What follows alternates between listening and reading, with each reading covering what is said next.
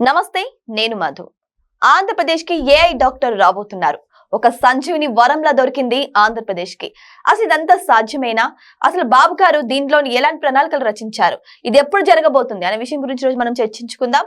ప్రస్తుతం మనతో పాటు ఉన్నారు సీనియర్ జర్నలిస్ట్ సిఎస్ రావు గారు. వారిని అడిగి మరిన్ని విషయాలను తెలుసుకుందాం. నమస్కారం సార్. సార్, చూస్తుంటే ఏఐ డాక్టర్ అంటున్నారు. అసలు ఏఐ డాక్టర్ ఏంటి సార్? నాకు అర్థం కాలేదు. కానీ సో అది కాక ఒకవేళ ఏఐ ద్వారా నిజంగానే ఒక డాక్టర్ దొరికితే మాత్రం అదొక నిజంగా సంజీవిని లాగానే చెప్పొచ్చు. మరి ఇంత డెవలప్ అయింది సార్ ఆంధ్రప్రదేశ్కి. అసలు బాబు గారు ఎలా డిజైన్ చేస్తున్నారు సార్ దీనంతా? 2027 నాటికి ఏఐ డాక్టర్ ఆంధ్రప్రదేశ్కి రాబోతున్నాడు. ఒక డాక్టర్ కాదు, ఏఐ డాక్టర్లు రాబోతున్నారు. చంద్రబాబు నాయుడు గారు ఇప్పటికే దానికి సంబంధించిన ప్రణాళికను రచించారు. ఆ విషయాన్ని చిత్తూరు జిల్లా నగరిలో స్వర్ణాంధ్ర స్వచ్ఛాంధ్ర కార్యక్రమంలో పాల్గొన్న సందర్భంగా ఆయన అనౌన్స్ చేశారు. 2027 నాటికి ఏఐ డాక్టర్ ఆంధ్రప్రదేశ్కి రాబోతున్నాడు. ఏఐ డాక్టర్ ప్రతి ఒక్కరికి అందుబాటులో ఉంటాడు. సంజీవిని అనేటువంటి కార్యక్రమం ద్వారా ఏఐ డాక్టర్ని ప్రవేశపెట్టబోతున్నారు, పరిచయం చేయబోతున్నారు. ఇది క్లుప్తంగా. ఈ స్వచ్ఛాంధ్ర కార్యక్రమం ఎవరు నిర్వహించారంటే స్వచ్ఛాంధ్ర కార్పొరేషన్ నిర్వహించింది. ఈ స్వచ్ఛాంధ్ర కార్పొరేషన్ నిర్వహించినటువంటి ఈ కార్యక్రమంలో పాల్గొన్నటువంటి చంద్రబాబు నాయుడు గారు మొట్టమొదటిసారిగా పట్టాభి అనేటువంటి తెలుగుదేశం పార్టీ అధికార ప్రతినిధి స్వచ్ఛాంధ్ర కార్పొరేషన్ చైర్మన్గా ఉన్నటువంటి ఆయన మీద అసంతృప్తి వ్యక్తం చేశారు. చంద్రబాబు నాయుడు గారు ఎప్పుడు కూడా అంత అసంతృప్తి వ్యక్తం చేయరు. అంటే పట్టాభి గారు చెప్పేటువంటి మాటలకి చేసేటువంటి పనికి పొంతన లేదు అనేటువంటి విషయాన్ని కూడా ఆయన చెప్పారు. చంద్రబాబు గారి విజన్ ఏంటి? స్వచ్ఛాంధ్ర అని అంటే పరిశుభ్రతంగా ఉండాలి, పరిశుభ్రత పాటించాలి. స్వచ్ఛాంధ్ర కార్పొరేషన్ ఏదైతే ఉందో ఆ కార్పొరేషన్ ద్వారా ఈ కార్యక్రమాలు చేపట్టాలి. పట్టాభి గారు ఫస్ట్ నుంచి ఏంటంటే ఆయన మీడియా ముందు వచ్చేసి ఆయన ఎక్కువగా మాట్లాడుతుంటారు. చంద్రబాబు గారు మొదటి నుంచి చెప్తుంది ఏంటంటే మీరు తక్కువ మాట్లాడండి, ఎక్కువ పని చేయండి అని చెప్తున్నారు. ఆయన దానికి పూర్తి భిన్నంగా ఆయన ఉన్నారని చెప్పి ఆయన భావించి చురకలు వేశారు, వేదిక మీదనే చురకలు వేశారు. దానికి కారణం ఏంటంటే చంద్రబాబు గారు ఏదైతే అనుకున్నారో దానికి తగిన విధంగా నగిరిలో కార్యక్రమం లేదు. అలాగే రాష్ట్రం మొత్తం అలానే ఉంది. కాబట్టి మీ మాటలు తగ్గించి పనిచేయడం నేర్చుకో అని చెప్పేసి చురుకులు వేశారు. ప్రాక్టికల్గా ఉంటున్నారు చంద్రబాబు గారు. ఇంతకు ముందు లాగా కాదు. ఇంతకుముందు రకరకాల వాళ్ళు పేపర్ ప్రజెంటేషన్ ఇస్తే దాన్ని నమ్మేవాళ్ళు, దాన్ని నమ్మి మోసపోయేవాళ్ళు. అది ఆ విషయం కూడా చెప్పారు. 96లో ఇలాంటివన్నీ నమ్మి నేను మోసపోయాను, లేదంటే అసలు ఓడిపోయి ఉండేవాడిని కాదు. ఈ 4 గోళ్ల మధ్యలో ఉండి మీరు అందరూ కూడా తెచ్చిచ్చేటువంటి దాన్ని నేను నమ్మి మోసపోయాను అని చెప్పి. నిజమే అది. 2019 ఎన్నికల్లో చంద్రబాబు నాయుడు గారు 2014 నుంచి 2019 వరకు ఆయన చేసినటువంటి కార్యక్రమాలు ఏదైతే ఉన్నాయో వాటన్నిటిని చూసి ప్రజలు ఓట్లు వేస్తారు అనుకున్నారు. 80% మంది ప్రజలు నా వైపు ఉన్నారు, నేను వేసిన రోడ్డు, నేను ఇచ్చినటువంటి మంచినీళ్ళు తాగుతున్నారు కాబట్టి ఓటేస్తారని చెప్పేసి ఆయన ఎలక్షన్ల ముందు కూడా చెప్పారు. సీన్ కట్ చేస్తే 23 మంది ఎమ్మెల్యేలకు పరిమితం అయ్యారు 2019 ఎన్నికల్లో. సో కాబట్టి ఇప్పుడు నమ్మే పరిస్థితి లేదు. ఎవరైతే తెలుగుదేశం పార్టీలో మాటలు చెప్పి కాలం గడుపుతున్నారో వాళ్ళందరినీ ఐడెంటిఫై చేస్తున్నారు. చాలా మంది మాటలతోటి మభ్యపెట్టి పదవులు తీసుకున్నటువంటి వాళ్ళు ఉన్నారు. కానీ ఆ పదవికి తగిన విధంగా పనిచేయాలి కదా, చేస్తేనే ప్రభుత్వానికి మంచి పేరు వస్తుంది, మళ్ళీ అధికారంలోకి రావడానికి అవకాశం ఉంటుంది. మీరు చెప్పే మాటలకి చేసేటువంటి పనులకి పొంతలు లేకుండా, పదవిలో కూర్చున్న తర్వాత ప్రజల్ని పట్టించుకోకుండా, ప్రజలతో సంబంధం లేకుండా మీ పదవిని మీరు ఎంజాయ్ చేస్తూ ఉంటే మీకు పదవి ఇచ్చింది ఎందుకు? చంద్రబాబు నాయుడు గారు సేవ చేయమని కదా. అందుకే పదే చెప్తున్నారు చంద్రబాబు నాయుడు గారు, మీ పదవి అనేది ఒక బాధ్యత, ప్రజలకి సేవ చేయడానికి మీకు ఇచ్చినటువంటిది. అది దాంతో మీరు పెత్తనం చేయాలని చెప్పి మీరు భావించద్దు. అది పెత్తనం చేయడానికి కాదు, సేవ చేయడానికి మీకు ఇచ్చాం అని ప్రతి వేదిక మీద అనేక సందర్భాలు ఆయన చెప్తున్నారు. నిన్న మీటింగ్ జరిగింది, ఒకటి కార్యకర్తలతో ఒక మీటింగ్ కూడా పెట్టారు ఆయన. ఆ మీటింగ్లో కూడా చెప్పారు, నేను ఎప్పటికప్పుడు సర్వేలు చేయించుకుంటున్నాను, ఎవరి పనితీరు ఎలా ఉందో నాకు తెలుసు, కాబట్టి మీరు ప్రజల్లో ఉండండి, ప్రజలతోటి మమేకం కండి, ప్రజా సమస్యలను పరిష్కరించండి, అభివృద్ధి పదాన్ని ఆంధ్రప్రదేశ్ని తీసుకెళ్దాం మనం అని చెప్పి ఆయన చెప్తున్నారు. కానీ మాటలు చెప్పేవాళ్ళు మాటలతోటి కాలం వెళ్ళబుచ్చుతూ ప్రజలకు దూరం అయ్యి ఫలితంగా పార్టీకి నష్టం జరుగుతుంది, ప్రభుత్వానికి చెడ్డ పేరు వస్తుంది. అల్టిమేట్గా ఇప్పుడు ఏమవుతుంది, జగన్మోహన్ రెడ్డి గారిని ఓడించాము, కొత్తగా కూటమిని తీసుకొచ్చుకున్నాము, మరి కూటమి చేస్తుంది ఏంటి అనేటువంటి చర్చకి అవకాశం ఇచ్చేలాగా కొంతమంది బిహేవ్ చేస్తున్నారు. ఇది మంచిది కాదు కదా. ఇప్పుడు ఆ రోజు ల్యాండ్ టైటిలింగ్ యాక్ట్ లేదంటే పాస్ పుస్తకాల మీద ఆయన బొమ్మ వేసుకోవటం, సర్వే రాళ్ళ మీద జగన్మోహన్ రెడ్డి గారు బొమ్మ వేసుకోవటం, ఇవన్నీ చూసిన తర్వాత మన ఆస్తులకి ఈయన బొమ్మ ఏంటి అనేటువంటి ఒక చర్చ జరిగింది కదా. దాని ఫలితంగానే కదా 11 స్థానాలకు ఆయన పరిమితం అయింది 2024లో. రాగానే ల్యాండ్ టైటిలింగ్ యాక్ట్ రద్దు చేస్తాను, పాస్ పుస్తకాలను మళ్ళీ నేను సరిచేసి ఇస్తాను అని చెప్పారు కదా చంద్రబాబు గారు. కూటమి వచ్చింది కదా, మరి ఇప్పుడేంటి అట్లా మార్చిచ్చేస్తున్నారు అని చెప్పి జగన్మోహన్ రెడ్డి గారు చెప్తున్నారు. అంటే ఆయన చేసిన తప్పే మళ్ళీ వీళ్ళు చేస్తున్నారు అనేది ఆయనే చెప్తున్నాడు. ఇప్పుడు ఆయన ఏమంటున్నాడు, నేను తప్పు చేశానని చెప్పకుండా నేను అంతా కరెక్ట్గా చేశాను, నాకు అసలు అవార్డు ఇవ్వాలి, నేను చేసిన పనులకి నాకు అవార్డు ఇవ్వాలి, సన్మానం చేయాలి, దానికి బదులుగా నన్ను విమర్శిస్తున్నారు, క్రెడిట్ చోరీ చేస్తున్నారు అని చెప్పి ఆయన చెప్తున్నారు. ఆయన క్రెడిట్ ని ఇప్పుడు ఈ కూటమి ప్రభుత్వం చోరీ చేస్తుందని చెప్తున్నారు. ఆయన పుణ్యానే కదా లేని సమస్యలన్నీ కూడా క్రియేట్ అయింది. ఇవాళ రెవెన్యూ సమస్యలు ఉన్నాయంటే 190% మొత్తం ఆయన క్రియేట్ చేసినాయి. నిజంగా మీరు రీసర్వే చేయాలనుకుంటే సమస్య ఎక్కడ ఉందో అక్కడ రీసర్వే చేయండి. మీరేదో కేంద్ర ప్రభుత్వం డబ్బులు ఇస్తుంది కదా అని చెప్పేసి రీసర్వే చేసేసి లేని సమస్యలను క్రియేట్ చేసి 190 మంది వాళ్ళు బాధపడుతున్నారు. ఇవాళ నిజమే ఆయన చెప్పింది ఒకటి మాత్రం నిజం, ఆయన హయాంలో ఏదైతే తప్పులు తడగ్గా ఇచ్చారో పుస్తకాలు అటు మార్చేసి సేమ్ అదే తప్పులు ఇస్తున్నారు మళ్ళీ. ఇప్పుడు ఈ తప్పులు ఏంటి, మాకెందుకు ఈ తప్పులు వేసిస్తున్నారు, మాది కాదు కదా ఈ భూమి, లేదంటే మా భూమి వేరే వాళ్ళకి పడింది కదా అంటే మీరు మళ్ళీ అర్జీ పెట్టుకొని మేము ఇస్తామని చెప్పి రెవెన్యూ ఉద్యోగులు చెప్తున్నారు. సరే, రెవెన్యూ ఉద్యోగుల దగ్గర పోయి అర్జీ పెట్టుకుని మా సమస్య పరిష్కరించుకుంటే ఎకరాకి ₹1,00,000 తీసుకురండి, మేము సమస్యను పరిష్కరిస్తామని చెప్పి చెబుతున్నారు బాహాటంగా. అదేంటి మీకు ₹1,00,000 మేము ఇచ్చి ఇవ్వలేము, మీరే పొలం అమ్ముకొని తీసుకోండి అని చెప్పిన వాళ్ళు కూడా ఉన్నారు. దీన్ని తీసుకెళ్ళి పొలిటీషియన్ చెప్తే పొలిటీషియన్ ఫోన్ చేసి చెప్తే మీరు పోయి మాట్లాడే మీరు పోండి అని చెప్పి చెబితే ఆర్డీఓ దగ్గరికి ఎంఆర్ఓ దగ్గరికి పోతే నేను 50 లక్షలు ఇచ్చి పోస్ట్ చేయించుకున్నాను, నేను 15 లక్షలు పెట్టి పోస్ట్ చేయించుకున్నాను, నేను 5 లక్షలు పెట్టి పోస్టింగ్ చేయించుకున్నాను అని చెప్పి ఆర్ఐ దగ్గర నుంచి ఆర్డీఓ దాకా వాళ్ళు చెప్తున్నారు. దాంట్లో నిజం ఎంత అబద్ధం అంతా ఎవరికి తెలియదు.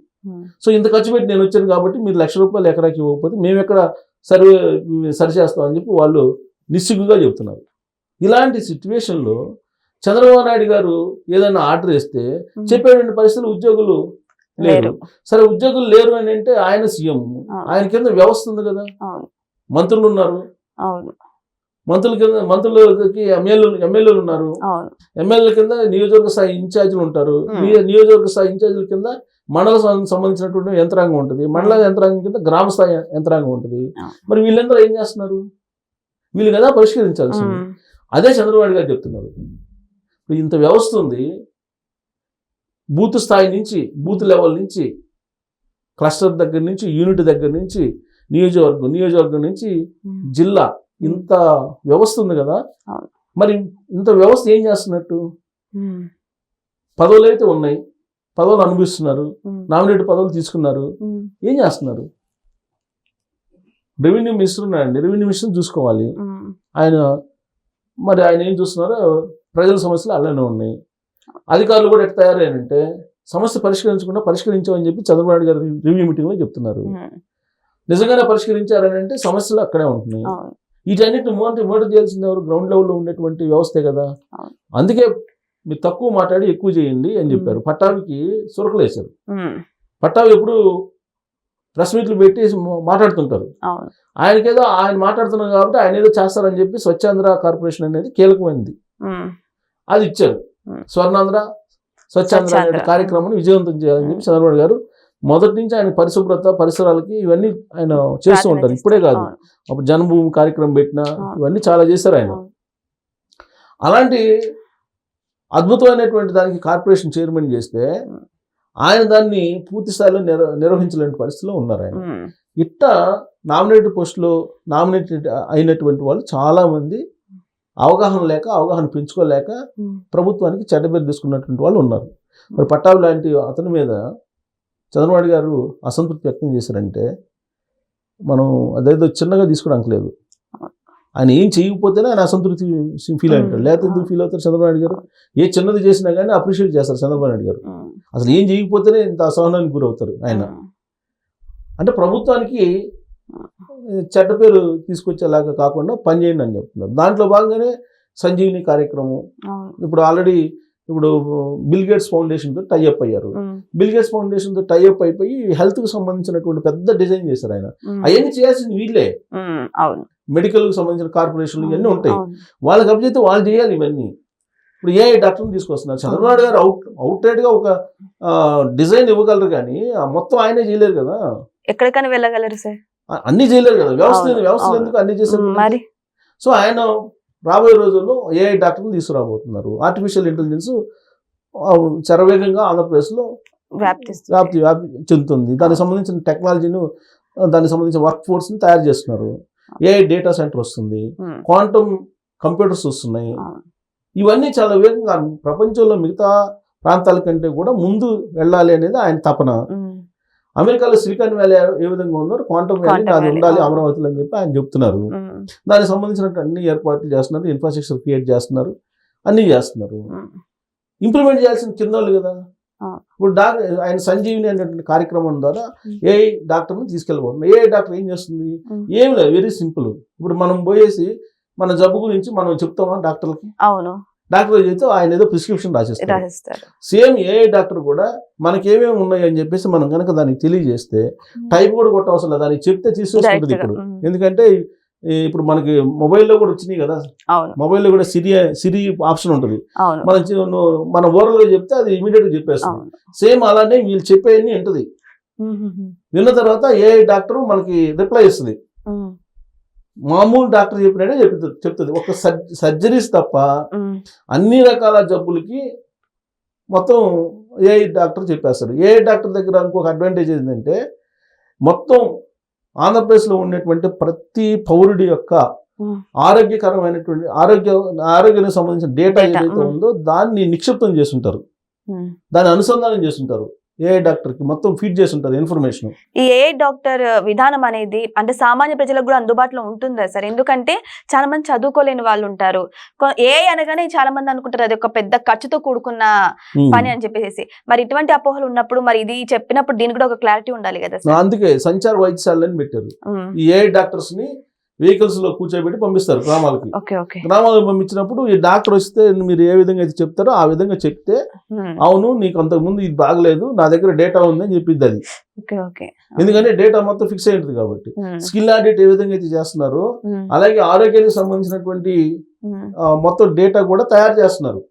ఇప్పుడు ఒక ఎక్స్ పర్సన్ కి లివర్ ప్రాబ్లం ఉంది, కిడ్నీ ప్రాబ్లం ఉంది, లేదంటే షుగర్ ఉంది, బీపీ ఉంది. ఇప్పుడు ఎన్ని రకాల టెస్టులు చేస్తారు, అన్ని రకాల టెస్టులు చేసి ఆ ఇన్ఫర్మేషన్ ని మొత్తం కంప్యూటర్లో నిక్షిప్తం చేస్తారు. దాన్ని ఏఐకి అనుసంధానం చేస్తారు. బాగాలేన ఇప్పుడు సంచార వైద్యశాలలో వీళ్ళు తిరుగుతుంటాయి గ్రామాల్లో. ఇక నుంచి రాబోయే రోజుల్లో మీరు డాక్టర్లు వచ్చి తిరగరు, ఈ ఏఐ డాక్టర్లే తిరుగుతారు. ఏఐ డాక్టర్లు ఒక వెహికల్ లో పంపిస్తారు. ఆ ఏఐ డాక్టర్ దగ్గరికి మీరు చెప్తే అవును నీకు ఈ జబ్బు ఉంది, ఈ జబ్బు ఉంది, అంతకుముందు బీపీ ఎంత ఉంది, ఇప్పుడు ఎంత ఉంది, కాబట్టి ఇదిగో ఇది ఈ మెడిసిన్ రాసిస్తున్నా తీసుకో అని చెప్పి ఏఐ డాక్టరే చెప్పింది. ఏఐ డాక్టర్ చెప్పలేనటువంటి ఏదన్నా ఉందని అంటే అది ఏదైనా సర్జరీనో లేదంటే ఏదన్నా ఉంటే టిపికల్ గా ఏదైనా ఉంటే అప్పుడు ఏదైనా డాక్టర్ దగ్గరికి వెళ్తారు కానీ అసలు డాక్టర్తో పని లేదు. సో రాబోయేటువంటి రోజుల్లో విప్లవాత్మకమైనటువంటి మార్పులు ఆంధ్రప్రదేశ్ లో చూస్తున్నాం మనం. అన్ని విలేజ్ల్లో ఏఐ డాక్టర్ కనిపించబోతున్నాడు. ఏఐ డాక్టర్ ఆర్టిఫిషియల్ ఇంటెలిజెన్స్ కు సంబంధించిన ఏఐ డాక్టర్ ఎవ్రీథింగ్ చెప్పింది. ఇప్పుడు మనం ఏఐ జెమిని ఏఐకి వెళ్ళాం అనుకోండి, మీరు ఏ సమస్య చెప్పినా దానికి రిప్లై ఇస్తుందా లేదా? సో కాబట్టి రేపు రాబోయే రోజుల్లో ఏఐ డాక్టర్ కూడా మనం ఏ విషయం చెప్పినా ఏ సమస్య చెప్పినా మనకున్నటువంటి వ్యాధి ఏది ఉందని చెప్పినా అది సజెస్ట్ చేసింది. సో రాబోయే రోజుల్లో మనకి గ్రామాల్లో ఏఐ డాక్టర్లు తిరగబోతున్నారు ఆంధ్రప్రదేశ్లో 2027 నాటికి. దానికి సంబంధించి మొత్తం ఆయన తయారు చేస్తున్నారు. దాంట్లో స్వచ్ఛాంధ్ర కార్పొరేషన్ ఏదైతే ఉందో పరిసరాల పరిశుభ్రత ఆరోగ్యం కాపాడుకోవడానికి అది ఇంపార్టెంట్.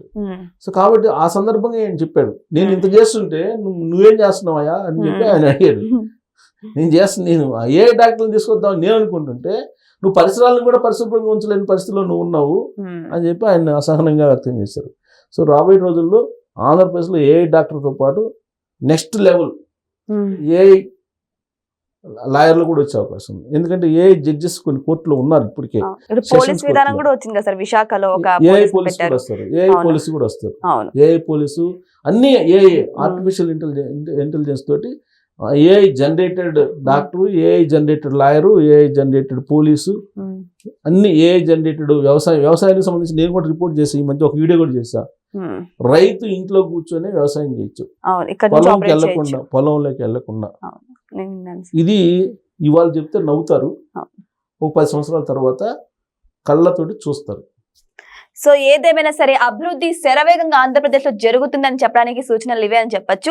రీసెంట్ గానే జస్ట్ నిన్ననే మనం చూసాం, విశాఖపట్నంలో ఒక రైల్వే స్టేషన్ లో ఒక రోబో పోలీస్ అయితే మనం చూసాం. సో ఇదే విధంగా ఇప్పుడు ఏఐ డాక్టర్, ఏఐ లాయర్, అలాగే ఏఐకి సంబంధించిన ప్రతి ఒక్కటి కూడా మనం ఇంట్లో ఉండే చాలా సింపుల్ గా శరవేగంగా అభివృద్ధి చేసుకోవడానికి ఏఐ టెక్నాలజీ ఏ రేంజ్ లో అభివృద్ధి చేస్తున్నారని మనం చూస్తున్నాం. మరి ఇలాగే జరిగితే ఆంధ్రప్రదేశ్ పేరు మాత్రం నిజంగా ప్రపంచవ్యాప్తంగా మారుమవుతుందని చెప్పొచ్చు. Thank you so much. Thank you.